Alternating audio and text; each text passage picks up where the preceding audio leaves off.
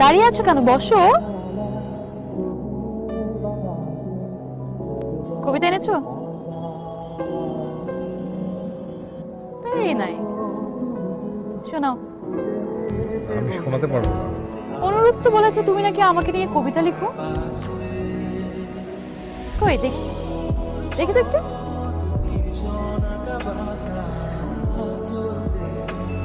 O, I am impressed. শোনো, আমরা কিন্তু খেয়ে ফেলেছি।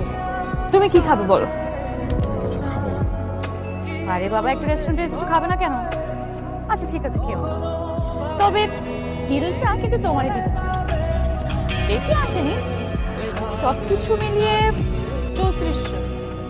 বিলের কথা শুনে ভয় পাচ্ছ নাকি? আমার কাছে অত টাকা নেই তো। অত টাকা কোথায়? অনলি 3400।